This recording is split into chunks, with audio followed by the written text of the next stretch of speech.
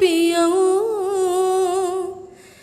धार धार पानिया आँखिया से ढर के रजऊ झर झर पानिया माटी में मिलल जाता चढ़ली जवानिया माटी में मिलल जाता चढ़ली जवानिया माटी में मिलल जाता। नमस्कार, जय हिंद। आप देख रहे टाइम्स ऑफ न्यूज़ और मैं हूँ आपके साथ अंजलि प्रकाश।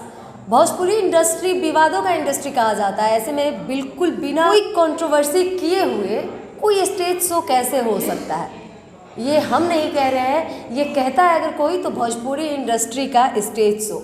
इसके लिए पहुंच गए हम दीपिका ओझा के साथ, जिनके साथ भी ऐसा ही कुछ विवाद हो गया है और उनके साथ भी स्टेज प्रोग्राम के दौरान क्या हुआ है पूरी कहानी हम जानेंगे दीपिका ओझा के साथ। हेलो मैम, कैसी हैं? मैं अच्छी हूँ, आप कैसी हैं? मैं बहुत अच्छी हूँ। क्या विवाद हो गया है आपको लेकर स्टेज पे? आखिर क्यों लोग आपको लेकर इतना तरह तरह का कमेंटबाजी कर रहे हैं? मैं क्या बोलूँ, कमेंटबाजी कुछ ऐसा नहीं। मैं विवादों से दूर रहने वाली कलाकार हूँ, मैं विवादों में नहीं पड़ती हूँ, आप भी जानती हो। हम रास्ते में चल रहे हैं तो इतना तो मुझे पता है कि रास्ते में चलेंगे तो थोड़ा बहुत तो पैर गंदा हो गए। हम तो कारपेट पे तो चल नहीं रहे, कैटवॉक तो करेंगे नहीं। हम रास्ते में चलेंगे तो कहीं कीचड़ भी मिलेंगे, कहीं सूखा भी मिलेगा, कहीं पानी भी मिलेगा। तो आपको उतना तो पैर बचा के कितना भी चलोगे थोड़ा बहुत तो पड़ेगा ही, लेकिन इससे आप रास्ता चलना छोड़ तो नहीं दीजिएगा। तो यही बात हो गई हमारी इंडस्ट्री की भी। हमारी इंडस्ट्री में भी अभी विवादों का दौर चला हुआ है। भाई मैं अपनी मेहनत से इस लाइन में हूँ और हमेशा से रहूँगी। मेरा मेहनत ही मुझे मेरे नाम को बनाया है और मेरा मेहनत ही मुझे ये हक दिया है कि मैं ये बोल सकूँ गर्व से कि हाँ, मैं दीपिका ओझा हूँ जो कि विवादों से दूर रही हूँ और हमेशा ही रहूँगी। ये यूट्यूबर्स भाई लोग को आजकल ट्रेंड हो गया है, विवाद हो गया इतना बड़ा ब्रेकिंग न्यूज़ टाइप का बना करके, ताकि लोग को उसका एक ज़रिया मिल जाए। अरे यार, दीपिका ओझा के संग विवाद हो गया, अरे यार इसके संग विवाद, ये कैसे विवाद में हो गया। और जब खुलता है तो ऐसा कुछ होता नहीं है, क्योंकि मुझे पता है कि अगला चाहता ही यही है कि कुछ कमेंट पास हो, कुछ गलत हो, कि मुझे व्यूज़ मिले। आपके व्यूज़ के लिए मैं अपना इमेज नहीं ख़राब कर सकती ना। हाँ, आप तो चाहते हो कि कुछ मिर्च मसाला मिले, लेकिन मिर्च मसाला आप सबसे नहीं उम्मीद कर सकते हो। सब आपको मिर्च मसाला देने के लिए नहीं इंडस्ट्री में बैठा है, ठीक है। मैं कलाकार हूँ, मुझे लोग बुलाते हैं कलाकारी के लिए, मिर्च मसाला के लिए नहीं कि थोड़ा सा तुम उसके लिए कुछ बोल दो, थोड़ा तुमको बोल दे, हो गया बात ख़त्म। यूट्यूबर्स को मसाले मिल गए, हो गया, तुम हिट हो गई, फेम हो गई। अरे मैं गाने गाती हूँ, मुझे गाना पसंद है और मुझे नहीं पसंद है कि मैं खाली बकवास करूँ। मुझे गाना पसंद है, मैं गाती हूँ, मुझे उसके अलावा कुछ नहीं आता है। आप बोलोगे गाओ भी, डांस भी करो, आप बोलचाल भी करो, आप नोक झोंक भी करो, मिर्च मसाला भी दो, ये सब एक आदमी से एक्सपेक्ट नहीं कर सकते ना। सब आदमी अलग अलग होते हैं। बिल्कुल। अच्छा, बिना कंट्रोवर्सी किए हुए कोई स्टेज प्रोग्राम भोजपुरी इंडस्ट्री में संभव है क्या कभी? बिल्कुल है, क्यों नहीं है। वैसे लोग हैं, देखिए हमारे कहते हैं ना, हमारे इंडस्ट्री में बहुत टाइप्स के लोग होते हैं। कुछ अच्छे लोग होते हैं, कुछ बुरे लोग होते हैं, कुछ मीडियम होते हैं, सिंपल एज दैट। मेरे कहने का मतलब ये है कि मैंने आपको अभी बताया ना कि जैसा आप लोगों के संग व्यवहार बनाइएगा, उस हिसाब से लोग आपको देखना, जज करने लगेंगे। आपका व्यवहार ही आपका परिचय है, सिंपल एज दैट। मेरे हिसाब से एक है कि अगर मैं आपके संग आप करके बात कर रही हूँ तो आप मुझे उसी दृष्टि से देखिएगा कि अरे यार ये बंदी बहुत रिस्पेक्टेबल है, ये मुझे इतना रिस्पेक्ट दे रही, इसका मतलब मुझे भी देना चाहिए इसको। मैं पहले ही आपको अरे तरे करके बतियाऊँगी तो आप आप रिस्पेक्ट दीजिएगा? बिल्कुल नहीं। तो ये इंडस्ट्री भी वही है। आप जैसा उनके संग गाने गाओगे, जैसा उनको अपना आचरण दिखाओगे, आप अश्लील गाओगे तो आपको सलीलता से कैसे देखेंगे भाई? बिल्कुल। हाँ, आप अगर फुहर गाने गाओगे, गंदे गंदे गाने गाओगे तो आपको बोलेंगे क्या अरे भाई अब देवी हैं, आपको हम पूजा करेंगे, ऐसा कोई बोलेगा क्या? आप अगर अच्छा गाने गाओगे तो आपको कोई बोलेगा क्या कि डांस करो? नहीं बोलेगा। तो पब्लिक हमारी क्या है? पब्लिक हमारी मतलब कहते हैं ना कि चावल है, ठीक है, उस चावल में मैंने बहुत सारे कंकड़ गिरे हुए हैं, तो कंकड़ वो कुछ कलाकार होते हैं जो कि आपके दांत में दब जाएंगे तो आपका पूरा चावल का टेस्ट ही बिगाड़ देंगे। वही बात है, तो वो कंकड़ को हटा के फेंक दोगे तो पब्लिक में गलती नहीं है, पब्लिक तो जो आप सुनाओगे वो सुनेगी। तो हमारी कलाकारी इंडस्ट्री कैसी है, हमारी भोजपुरी इंडस्ट्री कैसी है कि पब्लिक को हम क्या देते हैं, पब्लिक को पहले ही अगर हम पहले नॉनवेज खिला देंगे तो आप वेज खाना पसंद करोगे? तो हम वेज पहले खा लेंगे ना तो नॉनवेज बाद में हम खा सकते हैं, लेकिन नॉनवेज खाने के बाद वेज नहीं खाना पसंद करेंगे।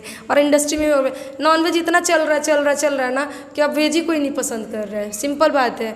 लेकिन ऐसी बात नहीं है, बहुत लोग ऐसे भी हैं जो आप नॉनवेज गाओगे तो आपको रोक देंगे, नहीं गाना है, ये गाना गाओ, ऐसा गाना गाओ, उतार देंगे स्टेज पे से आपको। तो वैसे लोगों के साथ में मैं हूँ और वैसे लोग में मेरी खोज होती है और मैं वैसे ही लोग में जाना पसंद करती हूँ। मैं एक बात अपने स्टेज शो में हमेशा बोलती हूँ कि मुझे लाखों की भीड़ नहीं चाहिए, मुझे 10 लोग चाहिए, मुझे 5 लोग चाहिए, मगर दिलदार चाहिए जो मुझे सुनने वाले बैठे हों। मुझे नेम फेम नहीं चाहिए, मुझे अपने दिल में जगह चाहिए। मेरे को वो 5 लोग जो है ना जो मुझे सुनेंगे वही अपने दिल में जगह दे देना, मेरे लिए वही बात है। पैसे के लिए मुझे स्टार नहीं बनना है, मुझे मेरी गायकी है, मेरे को माता रानी ने जो दिया है मुझे वो दिखाना है। जब भोजपुरी में अक्सर कहा जाता है कि विवाद से लोग जुड़ते हैं, क्यों? ताकि हम बहुत ज़्यादा पैसा कमा लें, या विवाद एक शॉर्टकट जरिया है कि हम जल्दी से वायरल हो जाए या हमारा गाना जल्दी से निकल जाए। विवादों में ला देते हैं या कुछ गलत गा देते हैं कि भाई विवाद तो करना है तभी हम आगे बढ़ पाएंगे। ये भी एक सच्चाई है कि जो विवाद कर रहा है वो बहुत तेज़ी से आगे बढ़ रहा है। देखिए, ये कंट्रोवर्सी जो है बॉलीवुड से ही है, ठीक है। हाँ। बॉलीवुड में पहले कंट्रोवर्सी तो बॉलीवुड से ही होता है ना भाई, बॉलीवुड में तो रिसेंट आया है क्योंकि अब यूट्यूबर्स को कुछ मिल नहीं रहा है, तो यही है। और अब कलाकार भी इसमें इन्वॉल्वमेंट ले रहे हैं, क्यों? वो लोग समझ गए हैं कि भाई अब तो कुछ करना है नहीं, शॉर्टकट करना पड़ेगा ही, कुछ ऑप्शन नहीं है। मेहनत करना कोई चाह नहीं रहा है क्योंकि होड़ इतनी लगी है ना भाई। आप बताओ, इतना लंबा भीड़ में टिकट कटाने के लिए अब ऑनलाइन से लोग 1 रुपये का जगह 2 रुपये दे के टिकट कटवा के आगे बढ़ रहा है कि हमको सीट तो मिलेगा कंफर्म सोने के लिए। वही हो गई इंडस्ट्री भी हमारी, कोई भी मेहनत नहीं करना चाह रहा। मेहनत वाले लोग कहाँ गए हैं?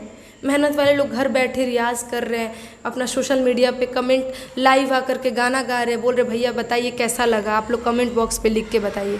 उन्हें कौन सुन रहा है? लेकिन जो लोग स्टेज पे उल जुलूल हा कुछ भी गा दे रहा है, कुछ भी बोल दे रहा है, टाइम पास हो रहा है, उनके लिए सब सही है। क्यों? उनको 2 बात आप कुछ गलत बोल दो, कंट्रोवर्सी, फलाना के संग विवाद हो गया, चिलाना के संग ये हो गया, ऐसे नहीं करे। ये कहाँ गई इंडस्ट्री? कलाकारी कहाँ गई? कलाकारी देखो, भोजपुरी इंडस्ट्री में कलाकारी बची हुई है, ये आपको लग रहा है?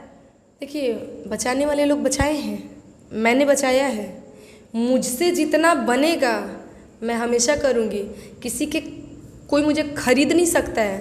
लेकिन भोजपुरी इंडस्ट्री में आप कहेंगे कि कलाकारी अभी है, तो मुझे लगता है कि ना के मुकाबले है।